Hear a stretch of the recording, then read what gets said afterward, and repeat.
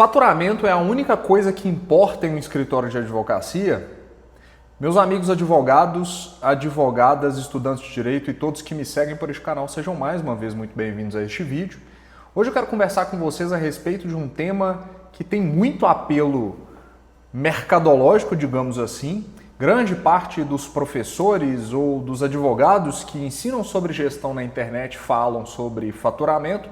Afinal de contas, é muito bonito falar sobre faturamento de 200 mil, 500 mil, 1 milhão, 3 milhões, mas eu quero trazer para vocês uma outra visão. Será que de fato esse é um indicador mais importante para o seu escritório? Mas principalmente é ele que você deve buscar quando você espera que nos próximos meses ou anos o seu escritório prospere e seja aquilo que você pretende ou quer que ele efetivamente seja? Então eu vou falar um pouco das minhas experiências, vou falar o que a gente faz aqui no escritório e é claro que não tem receita única e exclusiva e vamos lá. Eu vou começar falando um pouquinho sobre o esforço e o risco.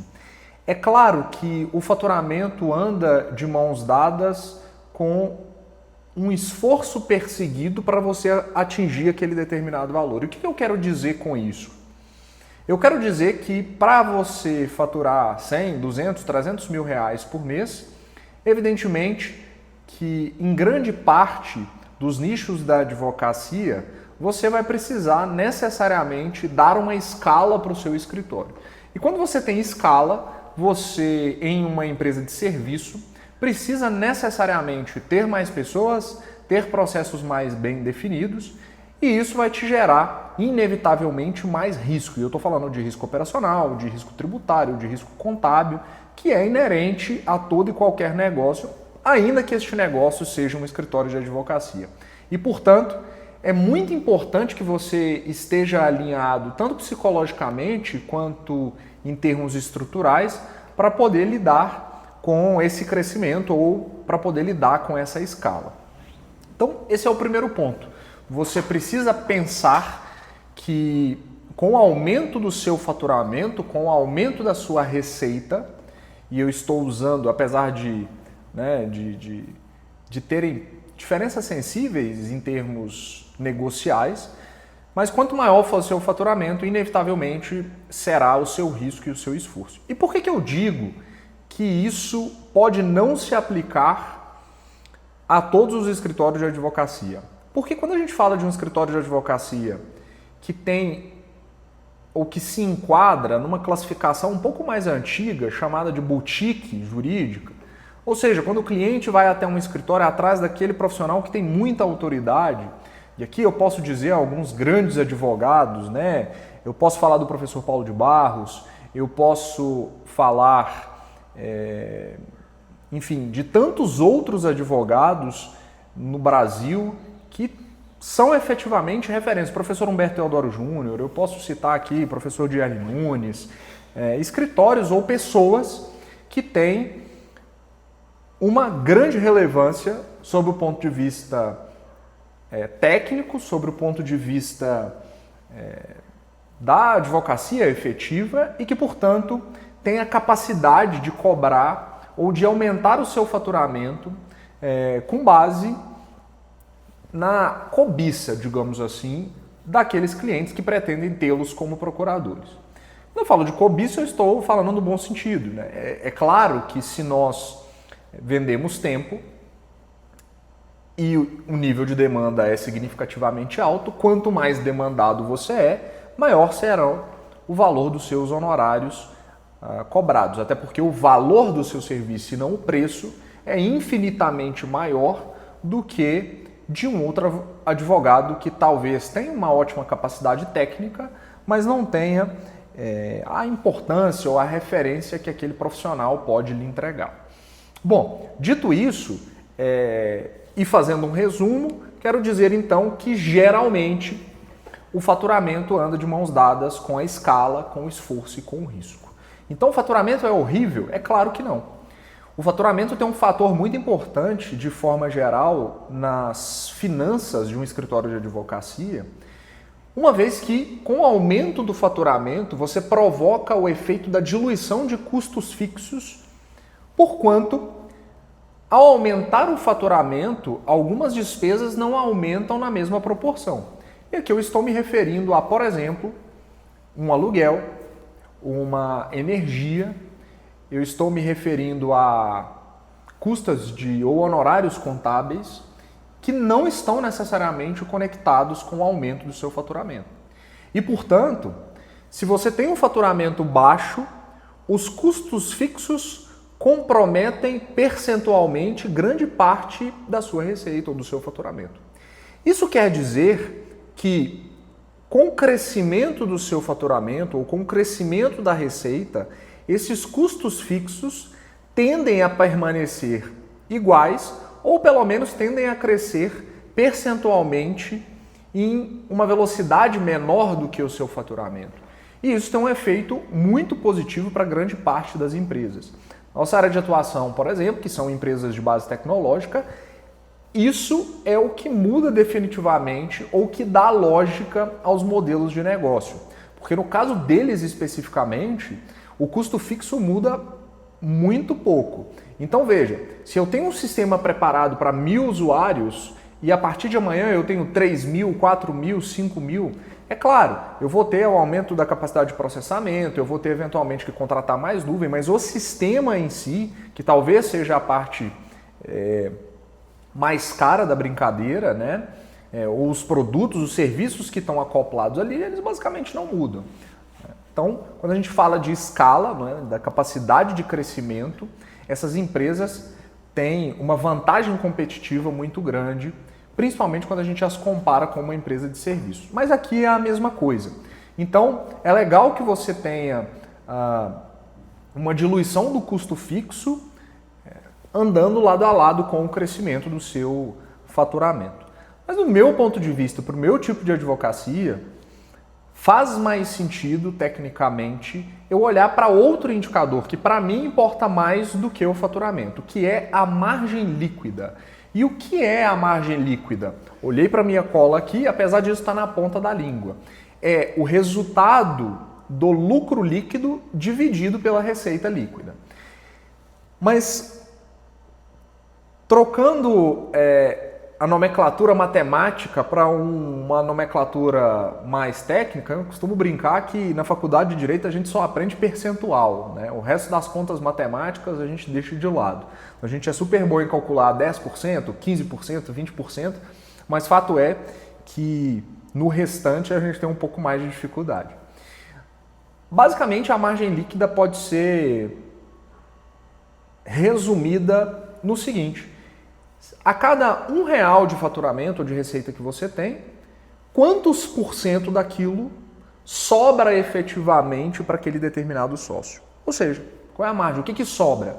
Se eu tenho, hipoteticamente, R$1 de faturamento e me custa para ter R$1 90 centavos ou 95 centavos, eu tenho uma margem muito pequena.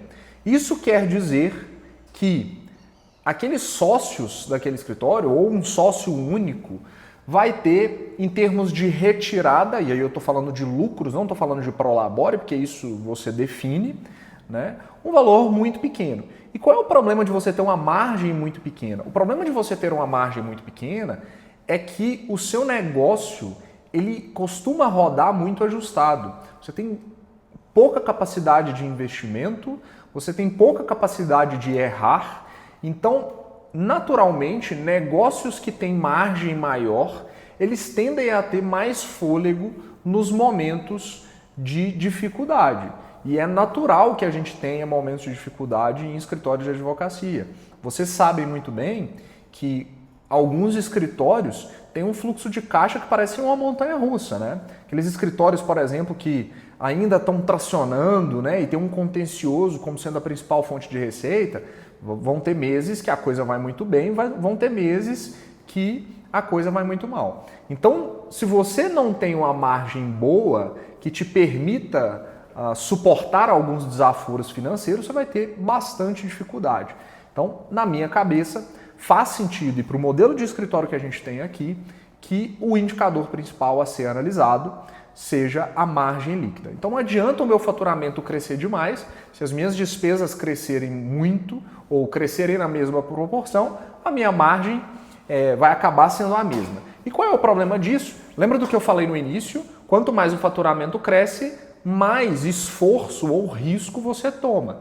Então, às vezes, não vai fazer sentido você tomar mais esforço e tomar mais risco, afinal de contas os números são cada vez maiores, se a sua margem está cada vez menor. Né? Você está, no fim do dia, ganhando menos para poder se esforçar mais e ter mais risco. E eu estou falando, evidentemente, na qualidade de um sócio, né? Pensando como sócio de um escritório de advocacia e não necessariamente como um advogado ali que está recebendo pelas suas horas trabalhadas.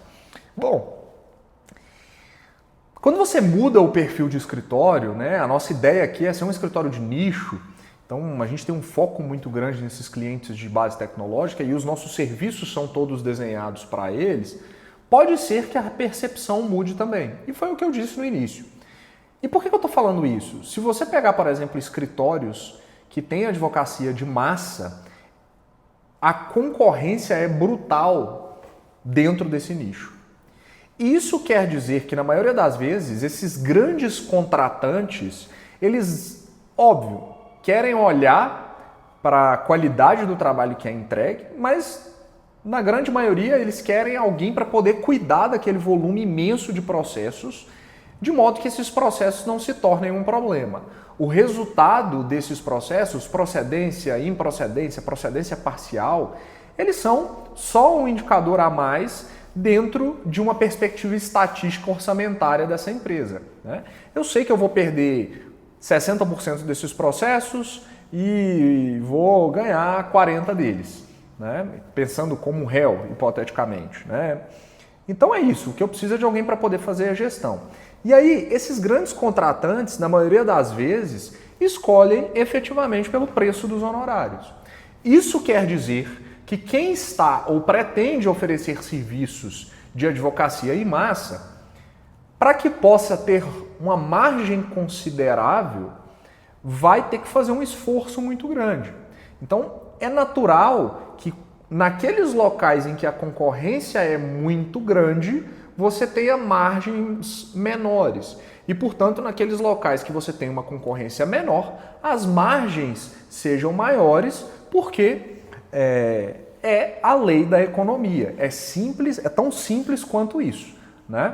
Se você tem uma pessoa no Brasil que faz um serviço ou um advogado que é super especializado naquilo e só ele faz, há uma tendência natural de que esse advogado cobre mais por esse serviço, afinal de contas, se a demanda for considerável, as horas dele ou do escritório dele serão escassas, né? E aí é uma lei de oferta e demanda, certo? Então a gente precisa olhar sempre pela perspectiva do modelo de negócio do seu escritório para conseguir identificar quais são de fato os indicadores que importam para ele e para onde você tem que direcionar uma maior atenção. É claro que o faturamento importa, pode importar mais ou menos, mas eu queria muito dizer para não se deixar levar por todas essas promessas ou essas ilusões de faturamentos enormes, né?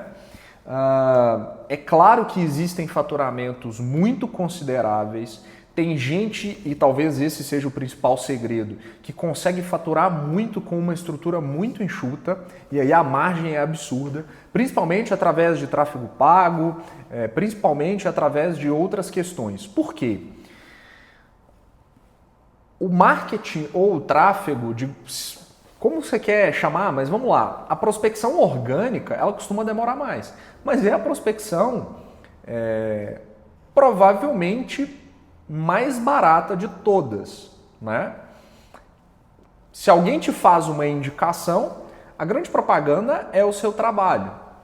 Isso não necessariamente quer dizer que a orgânica vai ser sempre a mais barata, porque você pode incluir como orgânico o investimento em brand, né? Você investe em marca, faz evento. Isso não necessariamente é um cliente vindo de tráfego pago. Mas o que eu quero dizer para vocês no final é que não existe jeito certo, só tomem cuidado para onde vocês estão olhando, porque isso pode ser a diferença grande entre o seu negócio, que às vezes é um negócio bom, poderia estar dando mais dinheiro, né? Você como advogado poderia estar, e como sócio, poderia estar recebendo mais lucros ou dividendos daquilo que o seu escritório provê, mas está olhando para o lugar errado. Então, tomem cuidado com os indicadores, tomem cuidado com as falsas promessas e comecem a pensar mais racionalmente para onde vocês querem chegar e, principalmente, o que importa ou o que vai levar vocês até aquele ponto. Certo? Grande abraço, grande prazer falar com vocês. Lembrando que esse vídeo é sem corte, a gente vai conversando aqui como se vocês estivessem sentados aqui nessa sala de reuniões. E se gostaram do assunto, se tem dúvidas sobre isso, deixem aí nos comentários. Espero tê-los ajudado. Grande abraço e até a próxima.